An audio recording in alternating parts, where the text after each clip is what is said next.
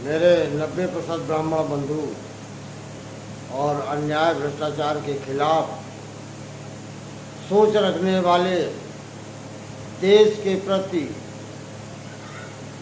भक्ति और स्वतंत्रता संग्राम सेनानी और पूर्वजों को आदर करने वाले सभी भाई बहनों, युवा बंधुओं, क्या आपने इस समय गौर किया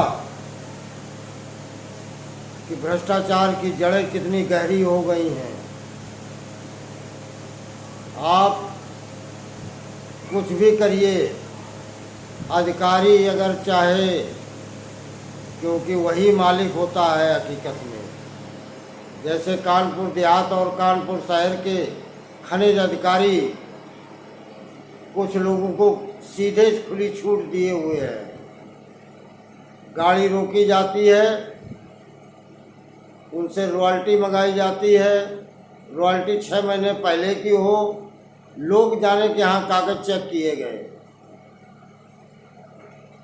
अब आप देखिए, आदरणीय रोशन जैकब जी जो पूरा प्रदेश देख रही हैं, उन्होंने भरसक प्रयास कर लिया, लेकिन झांसी और उरई, गिट्टी और मोरंग में कोई तब्दीली नहीं आई।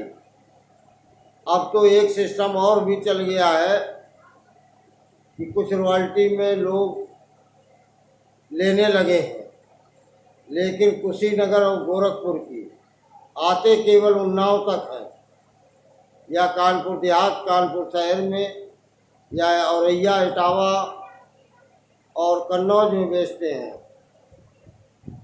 क्योंकि कुशीनगर की दूरी 2 दिन 3 दिन की यात्रा है, तब तक 2 चक्कर, एक रॉयल्टी पर 2 या 3 चक्कर लगाते हैं। अधिकारी की मिली भगत के कारण जो गाड़ी रॉयल्टी इशू होती है, तो वो लखनऊ के आगे के टोल बैरियर पे चेक कर लिया जाए कि सालों साल कोई गाड़ी उधर गई ही नहीं है। जैसे जिला पंचायत और ब्लॉक क्षेत्र में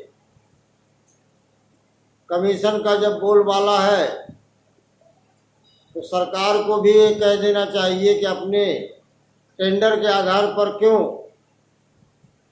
जब कमीशन के आधार पर विकास होना है।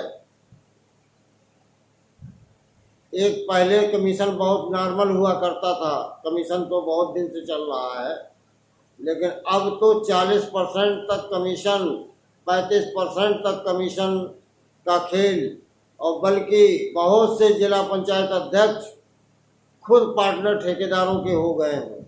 वही हाल ब्लॉक प्रमुख का है, वही हाल विधायक निधि और सांसद निधि का है। अन्य विभागों के टेंडरों की तो बात ही नहीं कीजिएगा, क्योंकि जिसको सांसद या मंत्री, एक टेंडर कानपुर देहात का है, उससे मुझे बड़ा आश्चर्य हुआ कि कई बार टेंडर लगाने के बाद उसे अब टुकड़े में किया जा रहा है, क्योंकि अपने चाहते व्यक्तियों को तभी दिया जा सकता है। तो टेंडर जब दबाव में है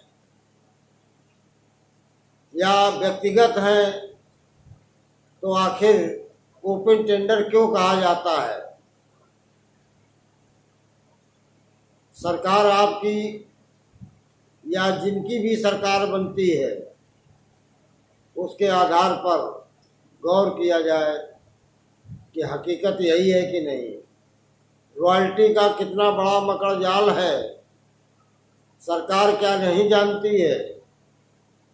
केंद्र की योजनाएं हों चाहे प्रदेश की योजनाएं हों, धरातल में कोई योजना ऐसा नहीं है कि बिना रिश्वत और कमीशन के चल जाए।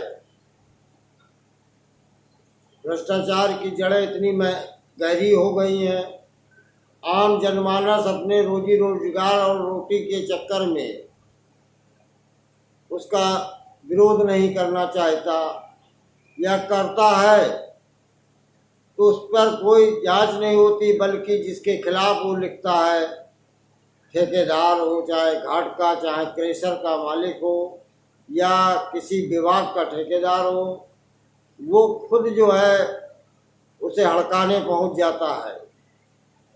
मेरे जैसे मॉरल वाले बहुत कम लोग मिलेंगे जिनको खुलेआम भ्रष्टाचार और अन्याय के खिलाफ बचपन से मेरा स्वभाव था। इस समय 56 पार कर चुका हूँ और किसी भी सरकारी विभाग का मैंने लाभ नहीं लिया, राजनीतिक किसी नेता का 1 रुपये का लाभ नहीं लिया।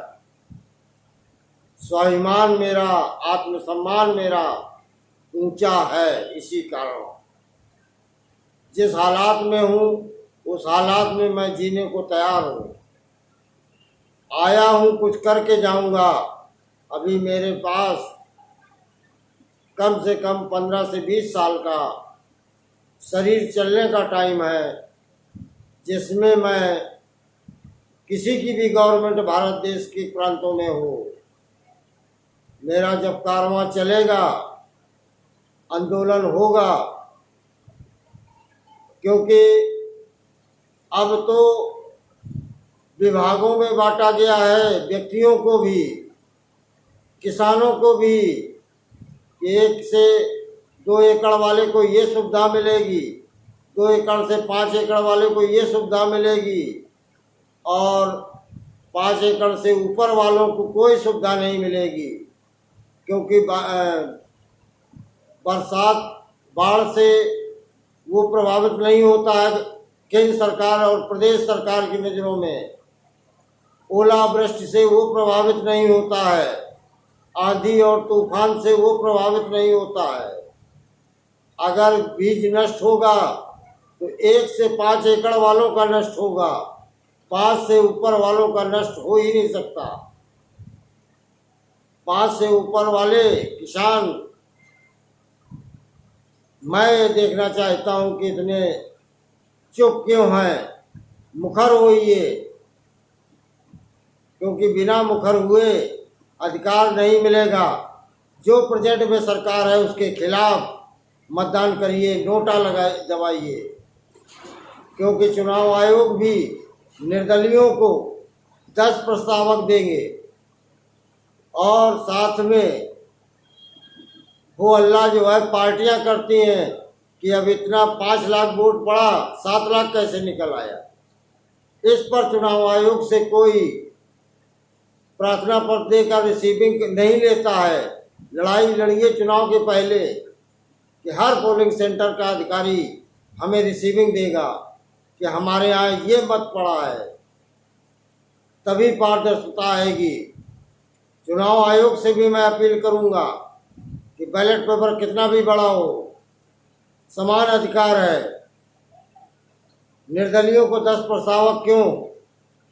खर्चे को तुम बढ़ाते हो, आम जनता नहीं। आप 10 लाख का टारगेट रखिए ना। पहले से जागरूक होकर व्यक्ति मोटरसाइकिल से प्रचार करेगा। चुनाव आयोग पारदर्शिता करेंगे, मतदान करने जाओ। जब राजनीतिक दलों के द्वारा आप लोग चलते हैं तो आम मतदाता से अपील कैसे कर सकते हैं? आम मतदाता चाहेगा अपील स्वीकार करेगा, नहीं चाहेगा नहीं करेगा।